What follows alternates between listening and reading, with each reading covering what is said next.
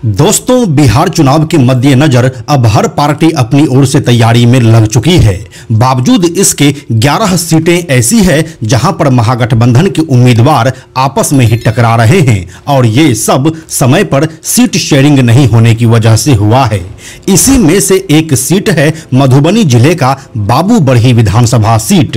इस सीट को एक समय में आरजेडी का गढ़ माना जाता था, लेकिन नीतीश कुमार के लहर ने इस गढ़ को तोड़ा और यहां से जेडीयू के उम्मीदवार की जीत हुई। लेकिन इस बार यानी कि बिहार विधानसभा चुनाव 2025 में बाबू बरही के इस सीट से महागठबंधन ने अपने 2 उम्मीदवार उतार दिए थे।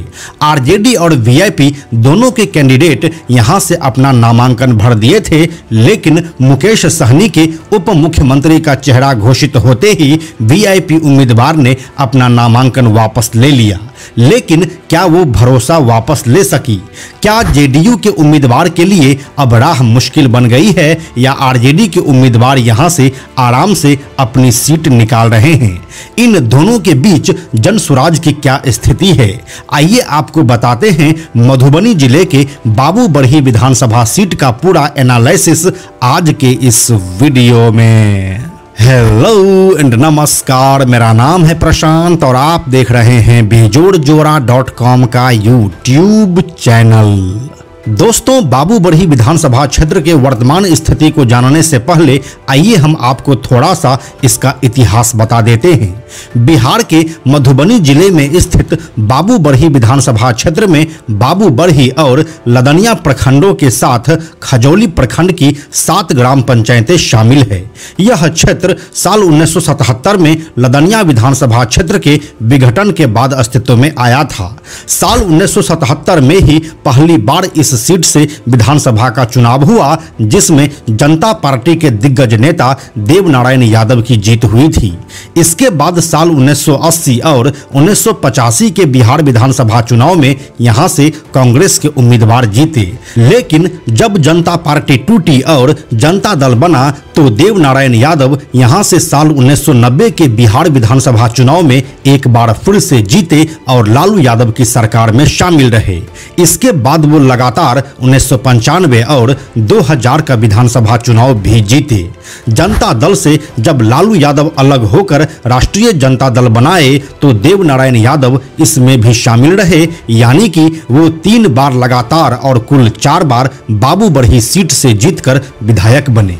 फिर साल 2003 में 82 वर्ष की आयु में जब देवनारायण यादव का देहांत हुआ तो इस सीट पर उपचुनाव हुए, जिसमें उन्हीं के दामाद उमाकांत यादव को आरजेडी ने अपना उम्मीदवार बनाया और वो आसानी से जीत भी गए।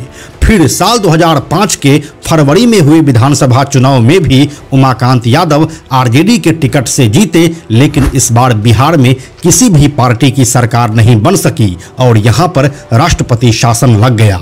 जिसके बाद साल 2005 में ही अक्टूबर महीने में यहां पर एक बार फिर से चुनाव हुआ, जिसमें नीतीश कुमार के लहर के बीच आरजेडी को यह सीट गंवाना पड़ा और यहां से जेडीयू के उम्मीदवार कपिल देव कामत की जीत हुई। लेकिन फिर साल 2010 के बिहार विधानसभा चुनाव में आरजेडी ने उमाकांत यादव को ही अपना उम्मीदवार बनाया और इस बार वह नीतीश कुमार के लहर के बावजूद यहां से उनके उम्मीदवार कपिल देव कामत को हराने में कामयाब हुए। साल 2010 का चुनाव नीतीश कुमार के लिए लगभग कंप्लीट मैंडेट लेकर आया था और उस चुनाव में भी उमाकांत यादव यह सीट बचा ले गए। इससे इस क्षेत्र में उनकी खूब वाहवाही भी हुई। लेकिन फिर साल 2015 के बिहार विधानसभा चुनाव में जब आरजेडी और जदयू साथ में लड़े तब यह सीट जेडीयू के हिस्से में आ गई और कपिल देव कामत यहां से दूसरी बार जीतकर विधायक बने और साथ में बिहार सरकार में पंचायती राज मंत्री भी। लेकिन अपना टर्म पूरा करने से पहले ही अक्टूबर 2020 में कोविड की वजह से उनका देहांत हो गया। इसी के अगले महीने राज्य में एक बार फिर से विधानसभा चुनाव हुआ और यहां से कपिल देव कामत की पुत्रवधू मीना कुमारी कामत को जेडीयू ने अपना उम्मीदवार बनाया और वह आसानी से आरजेडी के उमाकांत यादव को हराकर पहली बार विधायक बनी। और अब आता है साल 2025 का बिहार विधानसभा चुनाव। दोस्तों, इस चुनाव में एनडीए के सीट शेयरिंग से पहले यह भी कयास लगाए जा रहे थे कि जेडीयू यहां से मीना कुमारी का टिकट काट सकती है, लेकिन उनको आखिरकार टिकट मिल गया। लेकिन महागठबंधन में यह पेच आखिरी समय तक फंसा रहा। आरजेडी यहां से फिर उमाकांत यादव को टिकट दे या ना दे, इसी ऊहापोह में फंसी रही। लेकिन आरजेडी के आला कमान ने नीतीश कुमार के कोयरी कुशवाहा वोट यानी कि लवकुश वोट को साधने के लिए आखिरी समय में अरुण सिंह कुशवाहा को टिकट दे दिया। अरुण सिंह कुशवाहा पहले पंचायत का मुखिया रह चुके हैं और वो पहली बार विधायकी लड़ने के लिए मैदान में आए हैं। लेकिन उनकी पार्टी खराब करती दिखी बिंदु गुलाब यादव। दोस्तों, बिंदु गुलाब यादव झंझारपुर के पूर्व विधायक गुलाब यादव की बेटी है और वह वर्तमान में मधुबनी जिला परिषद की अध्यक्षा भी हैं। उनको मुकेश सहनी की वीआईपी ने सिंबल दे दिया और वो जाकर अपना नामांकन भी करवा ली। यानी कि यहां अब महागठबंधन से 2 उम्मीदवार हो चुके थे, एक आरजेडी से अरुण सिंह कुशवाहा और दूसरे वीआईपी से बिंदु गुलाब यादव। लेकिन जैसे ही मुकेश सहनी को उप मुख्यमंत्री का चेहरा घोषित किया गया, वैसे ही बिंदु गुलाब यादव को अपना नॉमिनेशन वापस लेने का आदेश मिला और वह इस आदेश का पालन भी की। इससे बिंदु गुलाब यादव की इमेज को जो नुकसान होना था वो तो हुआ ही, लेकिन इससे आरजेडी का वोट बंटने से बच गया।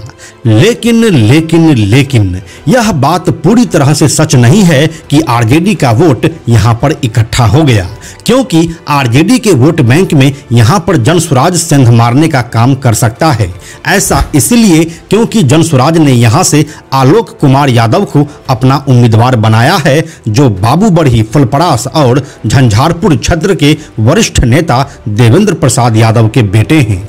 देवेंद्र प्रसाद यादव 1 बार के विधायक और 2 बार के सांसद रह चुके हैं और इलाके के यादव और मुस्लिम वोट बैंक पर उनकी ठीक ठाक पकड़ है। अगर उनके बेटे आलोक कुमार यादव इस सीट से जनसुराज के टिकट पर ना भी जीत पाए तो इस बात की पूरी संभावना है कि वह यादव और मुस्लिम वोट को काटेंगे, जिससे आरजेडी के अरुण सिंह कुशवाहा को नुकसान होगा और इसका सीधा फायदा जेडीयू की उम्मीदवार मीना कुमारी को हो सकता है। तो दोस्तों, कुल मिलाकर अगर बाबूबढ़ी सीट का आकलन किया जाए तो यहां पर मुकाबला आमने सामने का ही है, लेकिन जनसुराज के आलोक यादव के आ जाने से यह मुकाबला त्रिकोणीय होता दिखाई दे रहा है और इसमें मीना कुमारी को ठीक ठाक फायदा मिलता नजर आ रहा है। बाकी आपको इसके बारे में क्या कहना है हमें कमेंट में लिखकर बताइए। इसके अलावा आप बिहार के और किस विधानसभा क्षेत्र का एनालिसिस देखना चाहते हैं यह भी हमें कमेंट में लिखिए। हम जल्दी मिलते हैं आपसे एक नए वीडियो के साथ में हम आपको यह भी बताते चलें कि आप में से 97% ऐसे लोग हैं जो हमारे वीडियोस को देखते तो हैं लेकिन हमारे चैनल को सब्सक्राइब नहीं करते हैं। ऐसे लोगों से हमारी हाथ जोड़कर विनती है कि अगर आपको हमारे वीडियोस पसंद आ रहे हैं तो आप बेजोड़ जोड़ा के इस चैनल को सब्सक्राइब जरूर कर लीजिए। साथ ही बेजोड़ जोड़ा नाम से हमारा एक एक्स अकाउंट है, यानी कि ट्विटर अकाउंट है, आप उसे भी फॉलो जरूर कीजिए। यह वीडियो अगर आपको पसंद आया तो इसे लाइक और शेयर जरूर करें। आने वाले वीडियोस के लिए बेजोड़ जोड़ा को सब्सक्राइब करके बेल आइकन को टच करना ना भूलें। Thank you so much.